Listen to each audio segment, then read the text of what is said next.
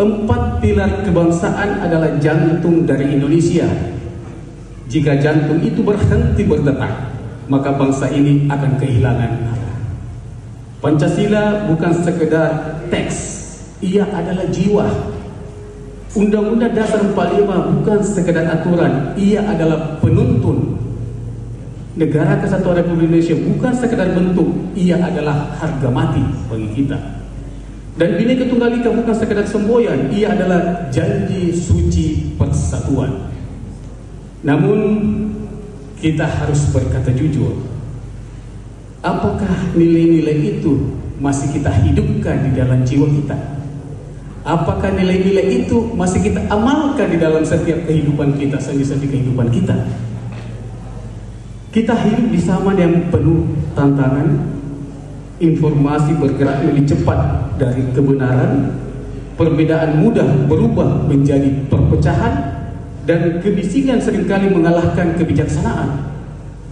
Disinilah ujian kita sebagai bangsa dan sebagai orang Sulawesi Selatan, sebagai orang Makassar. Kita punya warisan nilai yang luar biasa. Ada satu prinsip yang kita kenal, Pak Abraham, kakanda yang terhormat. Di sini ada namanya Sirina Pace. Sirina Pace itu, kalau siri itu adalah harga diri, Pak. Ya.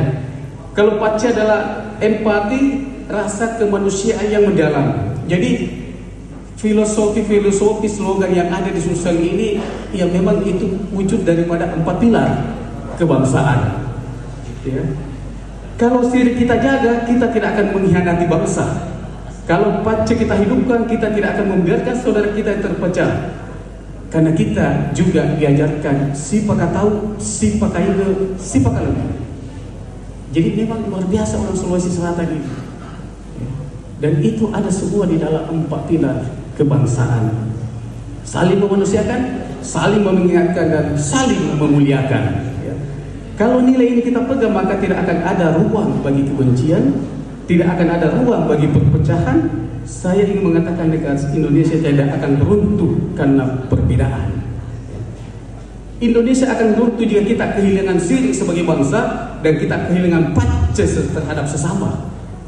Hadirin berbahagia, menjaga bangsa ini bukan hanya tugas negara, bukan hanya tugas pejabat, bukan hanya tugas lembaga. Menjaga Indonesia adalah tugas kita semua.